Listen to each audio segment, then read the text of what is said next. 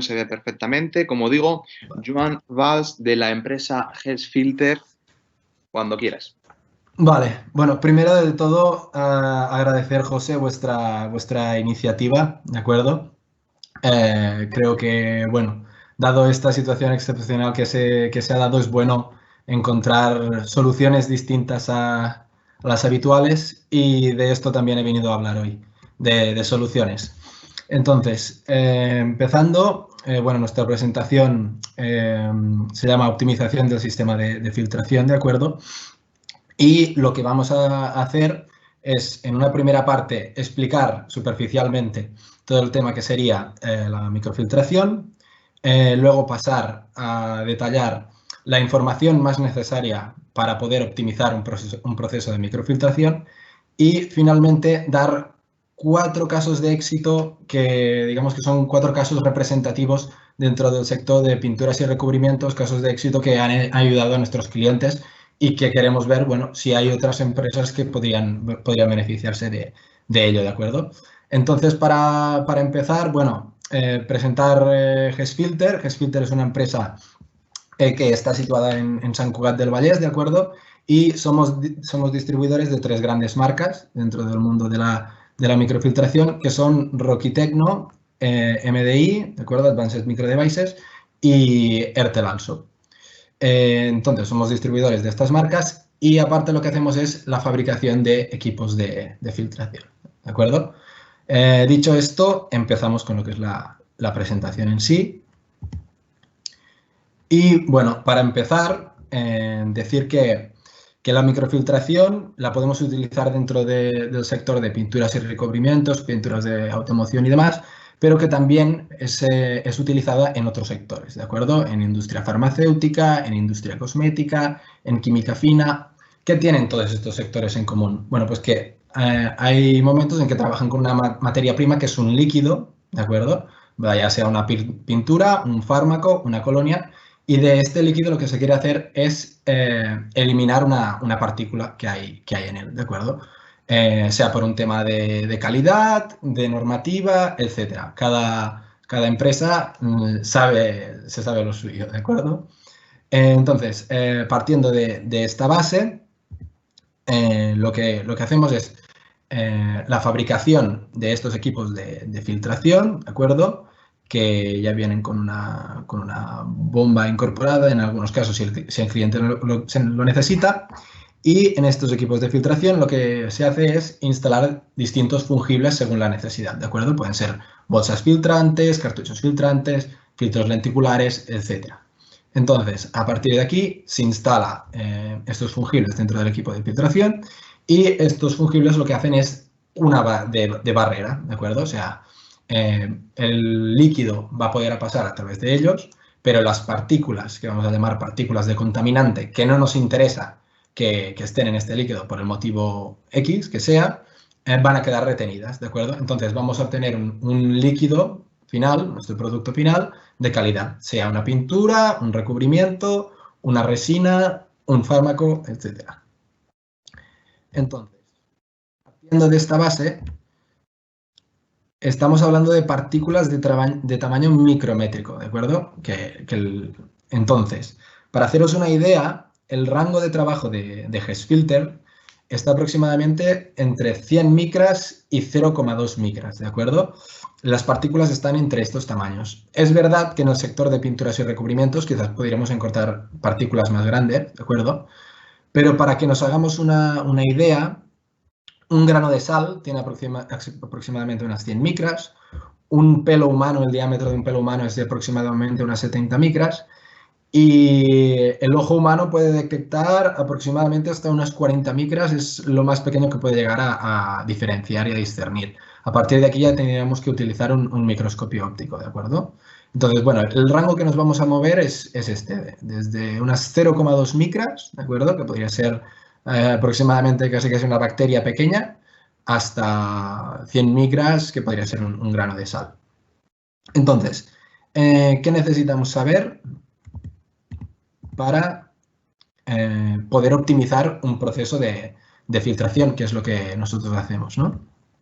Pues bueno, primero de todo, y es muy importante esto, es definir los requisitos del cliente, ¿de acuerdo? Cada cliente tiene unas instalaciones distintas, unas necesidades distintas, y a partir de aquí lo que nosotros no somos es adivinos, es decir, necesitamos que el cliente también nos vaya explicando pues su proceso, las características de su proceso y qué es lo que quiere conseguir.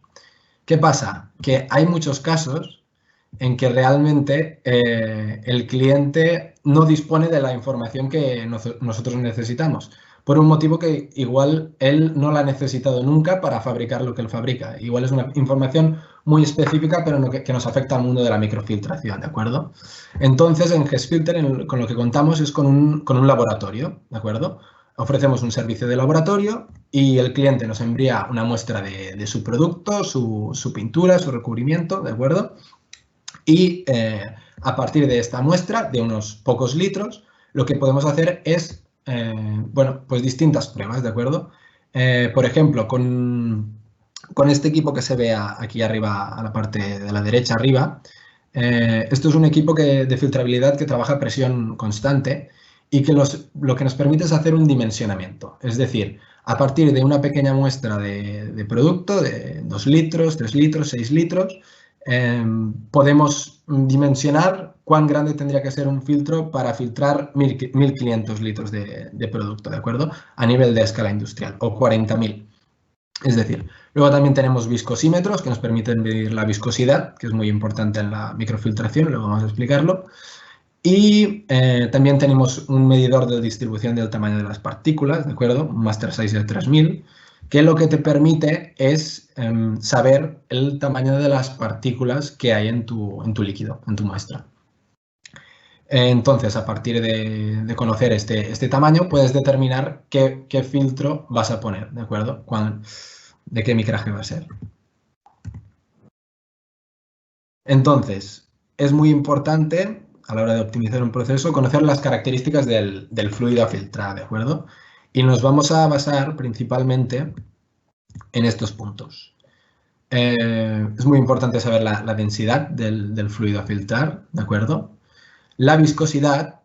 Y la viscosidad, bueno, pongo una alerta porque realmente es muy importante. Cuando la viscosidad aumenta de un líquido, este muestra mucha más resistencia al paso por un filtro. Esto lo que hace es que aumentar el diferencial de presión mucho más rápido y por lo tanto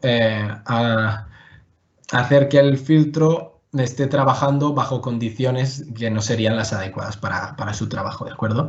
Entonces se necesitaría un filtro más grande y demás. Ya, nos afecta negativamente. Cuanto más grande es. Luego estaría el pH, que por un tema de compatibilidad de ciertos materiales con ciertos rangos de pH, pues también es importante conocerlo. Otros aditivos que puede haber en la muestra. La reactividad química de este líquido que queramos filtrar. Es importante siempre comprobar la compatibilidad química pues, de juntas, del material del filtro, del medio filtrante, de las carcasas, las tuberías, etc.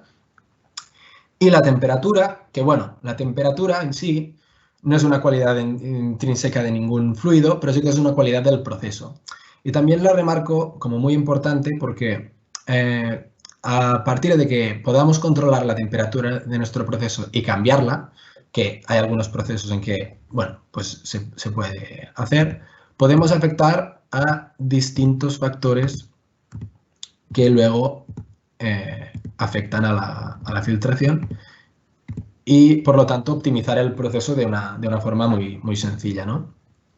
Por ejemplo, todos sabemos que la densidad de un líquido disminuye cuando incrementamos la temperatura. La reactividad química de este compuesto va a cambiar también a mayor o menor. La viscosidad va a disminuir, ¿de acuerdo? Y esto es muy importante. Si nosotros subimos la temperatura de un proceso, la viscosidad va a disminuir y por lo tanto nos va a ser más fácil poder filtrar este líquido. Por lo tanto, estamos optimizando el proceso. Y la solubilidad, que también es muy importante, en el sentido de que cuando aumentamos la temperatura, normalmente la solubilidad de los compuestos también aumenta.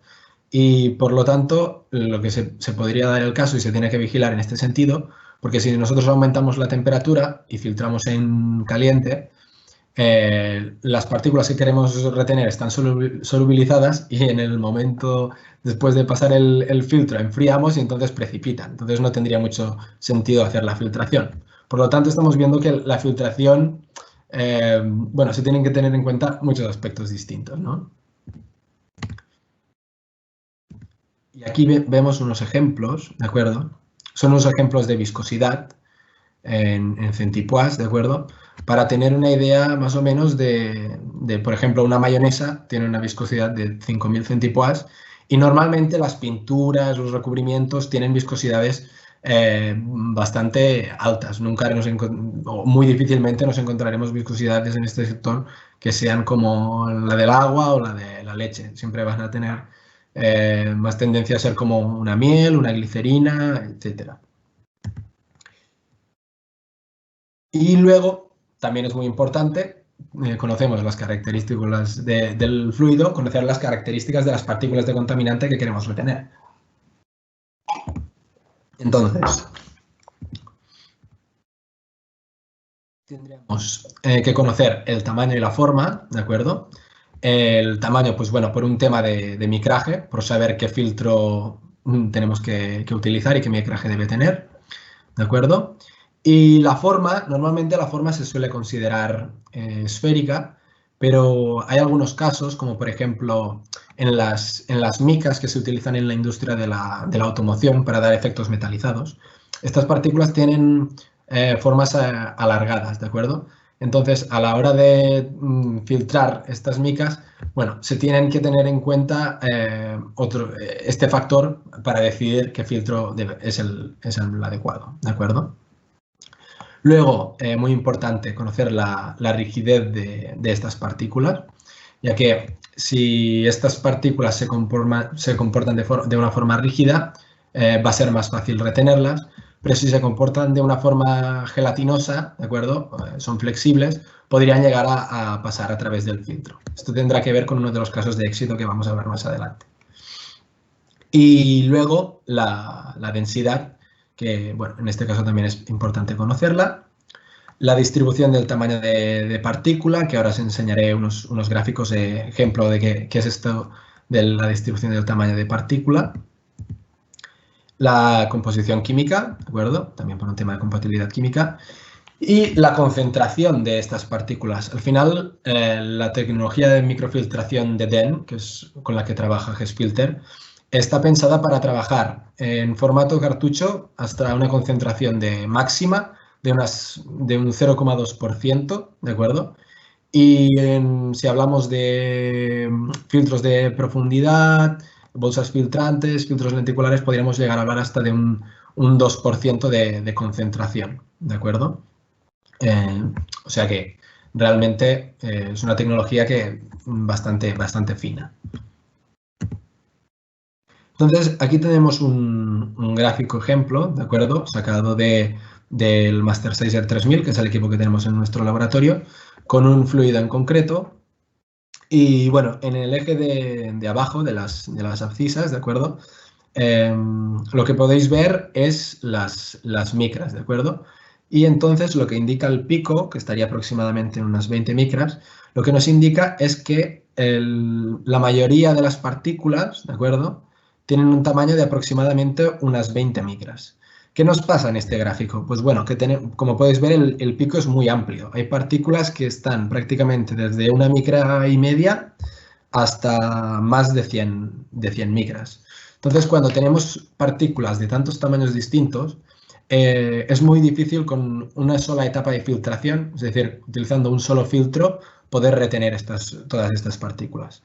En este caso, tendríamos que hacer 2 etapas de filtración o más para poder retener todas estas partículas si es que estas partículas no nos son de interés. Y, por otro lado, aquí podemos ver un caso que sería un caso ideal, casi, ¿de acuerdo? Y en el que sería muy fácil, digamos, poder determinar un filtro que pudiera eliminar las partículas que hay que hay en nuestro líquido de interés, ¿de acuerdo? Entonces, en este caso, como podéis ver, pues las partículas están aproximadamente, la mayoría, en las 2 micras y media, entre 2 micras y 4 micras prácticamente están todas las partículas. Entonces, en este caso sabemos que utilizando un filtro de, por ejemplo, una micra y media, un micraje de una micra y media, podríamos retener estas partículas. Y por último, bueno, siempre hay el factor de seleccionar el mejor filtro a partir de lo que es la necesidad del cliente en sí, ¿no? Ahora ya sabemos las características de la partícula del cliente, sabemos las características de su líquido y qué es lo que el cliente necesita. Pues bueno, en algunos casos puede querer mejorar la calidad del producto, en otros casos quizás quiere mejorar la productividad o eficiencia, en otros casos quizás lo que quiere es incrementar la capacidad de filtración, poder filtrar más litros en menos tiempo, reducir los costes operativos, aumentar el rendimiento en la fabricación o otros casos que se pueden dar. Al final, cada proceso es un mundo. Y luego es importante conocer las condiciones del proceso y con la que está trabajando el cliente. Si el proceso necesita ser continuo, intermitente o un proceso por lotes. Si va a ser de un solo paso recirculación. El caudal mínimo máximo que está dispuesto a trabajar el cliente o con el que trabaja el cliente normalmente y el tamaño de los lotes con los que suele trabajar. El sistema de presión o la tipología de bomba que utiliza. El diferencial de presión admisible del sistema de filtración, para saber si está limpio o sucio, y los pretratamientos empleados pues, de limpieza y demás, conocer un poco si utiliza algún tipo de disolvente y demás. Y, por último, que también es importante, los factores de selección económicos, ¿no? Pues bueno, serían el precio, el rendimiento vida del filtro, cuán larga es la vida del filtro y qué rendimiento me está dando, el coste de utilizarlo, cada cuánto tengo que cambiar el filtro, el riesgo-recompensa de utilizar un filtro u otro, y luego, bueno, los servicios o apoyo de la empresa que te está ofreciendo el servicio y los plazos de entrega, ¿no? Y bueno, una vez conocido todo esto, ya pasaríamos a lo que son los casos de éxito, ¿de acuerdo? Los casos de éxito, que bueno, son 4 casos distintos, enfocados siempre en el sector de pinturas y recubrimientos, con los que ya hemos tenido éxito en el pasado y que, bueno, podría ser que alguien que esté viendo esta presentación ahora mismo lo estuviera y no supiera cómo resolver, pues, bueno, aquí tendrá un poco una primera idea. Entonces, un problema muy común es que las partículas que queramos retener se comporten como un gel, ¿de acuerdo? Es decir, que estas partículas sean flexibles. En este sentido, las barras en gris van a simbolizar el medio filtrante, ¿de acuerdo? El filtro. Y los espacios en blanco entre ellas van a simbolizar el micraje o el poro por el que debe pasar el líquido y no debe pasar la partícula. Entonces, si la partícula en sí no es rígida, ¿de acuerdo? Se comporta de forma flexible, lo que pasa es que puede llegar a pasar a través del filtro y, por lo tanto, perder esta función. Entonces, ¿qué recomendamos en este caso? Bueno, en este caso lo que recomendamos es utilizar filtros, ¿de acuerdo?, que tengan un aumento gradual de la densidad de fibras en el medio filtrante. ¿Qué quiero decir con esto? Bueno, que la densidad de las fibras, como podéis ver en esta imagen, ¿de acuerdo?, el grosor y la cantidad de estas fibras va aumentando a medida que nos introducimos en el medio filtrante, ¿de acuerdo?, en el interior del cartucho. También se puede observar aquí. Entonces, lo que hacemos es que las partículas más grandes van a quedar retenidas en la primera capa, las más pequeñas en una segunda capa y ya las más pequeñas de todas en la tercera. De esta forma, lo que conseguimos es retener estas partículas gelatinosas que nos pasaban por otra tipología de filtros y, por lo tanto, no tenía ningún sentido utilizarlos. Entonces, estos cartuchos normalmente están hechos de tejido no tejido, enrollado, ¿de acuerdo? y son de microfibra de polipropileno. Entonces, al estar libres de silicona, esto siempre también va bien, por si se quiere filtrar alguna pintura de automoción y demás, que estén libres de siliconas, y el polipropileno también nos da una amplia compatibilidad química. Y bueno, aquí lo que veríamos es el ejemplo esquemático, ¿de acuerdo?, de lo que pasaría con las partículas si utilizáramos esta tipología de filtro, ¿de acuerdo? Entonces, como podéis ver, en este caso las partículas quedan retenidas en el medio filtrante y conseguimos un líquido pues, brillante y con la calidad que estábamos buscando. Por otro lado, en la industria de la microfiltración está muy extendido el uso de portabolsas, sobre todo en empresas pues, de pinturas y recubrimientos, en química en general y demás, ¿de acuerdo? Y bueno, son útiles en el sentido de que te permiten filtrar a caudales muy grandes, ¿de acuerdo? Y partículas de muchos tamaños distintos. ¿Qué pasa? Bueno, que todo tiene sus pros y contras. En este caso, pues, por ejemplo, no podemos hacer unas filtraciones tan eficientes como podríamos hacer con una tecnología de cartucho. Pero bueno, hay muchos casos en que es útil, ¿no? Entonces, en muchos casos también viene el dilema de qué utilizar. Si utilizo una bolsa de fieltro, una bolsa monofilamento o una cesta metálica, ¿de acuerdo? Una bolsa de fieltro siempre va a tener un grosor, una profundidad con la que poder retener las partículas. Una de monofilamento, al final, cuando la ves a simple vista, sería el ejemplo más sencillo para entenderlo, es una tela mosquitera, ¿de acuerdo? Puedes tú mismo ver hasta distinguir los poros que hay en la bolsa, ¿de acuerdo? Y luego una cesta metálica. Entonces, esta sería una tabla de los pros y contras de cada tipología de filtro, ¿de acuerdo? De cesta filtrante o bolsa filtrante. Entonces, en el caso de las bolsas de fieltro o monofilamento, la inversión inicial va a ser mucho más baja, por el simple hecho de que la cesta metálica es metálica y al ser de un material metálico tiene un precio más elevado, ¿de acuerdo?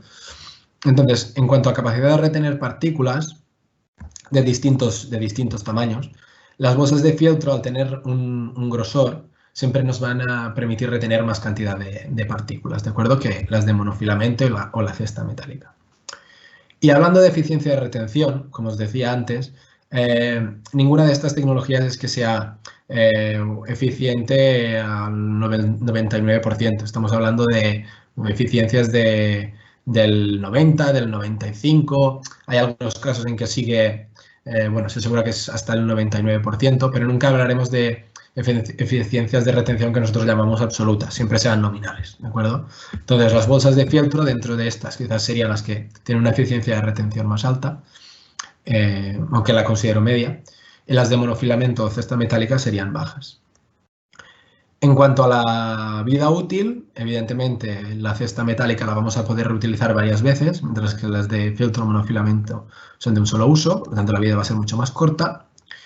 Y en cuanto a la compatibilidad química con ciertos compuestos, pues las de monofilamento y cesta y metálicas suelen ser bueno, las metálicas ya por el simple hecho de ser metales suelen ser más resistentes, y las de monofilamento, al ser de nylon o Nomex, también suelen tener más compatibilidad química que, por ejemplo, un polipropileno, un poliéster, que sería una bolsa de fieltro. Y por último, pues bueno, la temperatura también, las cestas metálicas la resistirían mucho mejor. Además de estas bolsas o elementos filtrantes, tenemos accesorios que nos permiten afrontar otras problemáticas, ¿de acuerdo? Por ejemplo, si nuestro producto tiene un alto valor añadido, normalmente la carcasa, una vez hemos acabado de filtrar, queda bastante llena del líquido que es de nuestro interés, ¿no? Entonces, una forma de evitar esto es utilizar un reductor de volumen, que es lo que se ve en el dispositivo que es en la figura 1, ¿de acuerdo? Y lo que te permite es que, bueno, todo el espacio que antes estaba ocupado por el líquido, ahora lo ocupa el reductor de volumen y por lo tanto no estoy desperdiciando tanto líquido de mi interés, ¿de acuerdo? Y por otro lado, hay en algunos casos en lo que quiero retener son con partículas metálicas, taladrina, ¿de acuerdo? Entonces, en este caso está recomendado utilizar pues, un sistema de imanes, ¿de acuerdo? Que quedan sujetos y entonces estas partículas ya no llegan ni al filtro, quedan retenidas en los imanes. Por otro lado, un caso de éxito bastante notorio que nos hemos encontrado en alguna ocasión, sobre todo en el sector de pinturas o recubrimientos para el sector de la automoción, ¿de acuerdo?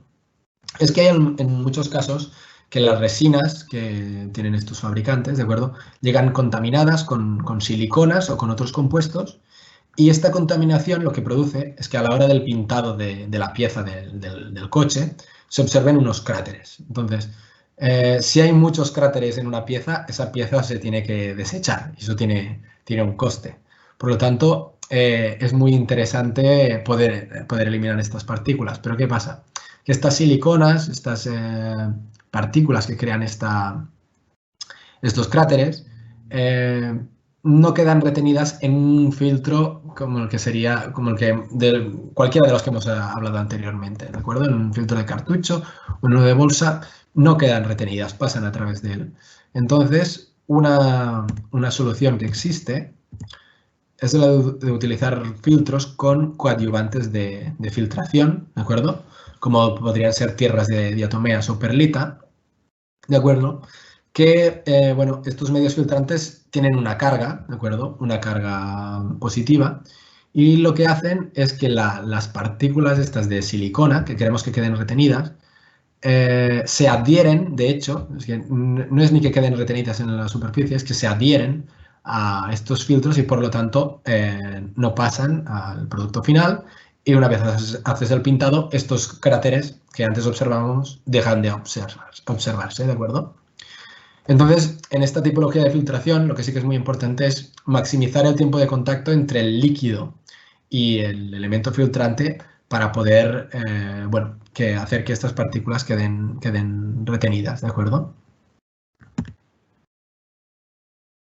Y por último, bueno, también me gustaría hablar de un sistema que venimos utilizando desde hace muchos años y promocionando y nos ha dado muchos éxitos, que es el sistema de cápsula filtrante, ¿de acuerdo? A la izquierda podéis ver un cartucho filtrante, ¿de acuerdo? Y este cartucho filtrante siempre va a necesitar de una carcasa de acero inoxidable que va a quedar ensuciada, ¿de acuerdo?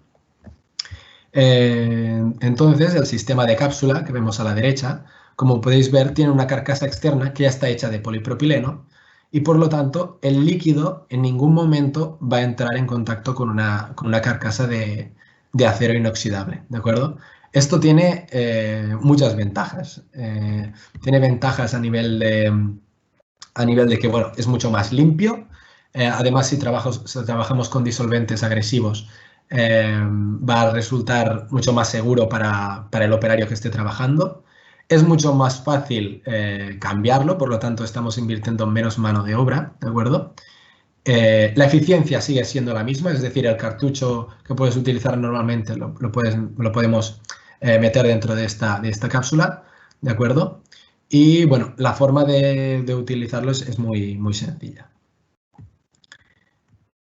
Y por último, bueno, esta diapositiva a mí me gusta bastante porque viene a ser un puzzle de toda la información que nosotros necesitamos a la hora de poder optimizar un proceso de filtración de un cliente. Entonces, he marcado en verde las más importantes, pero bueno, como podéis ver, realmente hay muchos datos que son necesarios para poder optimizar bien un sistema de filtración.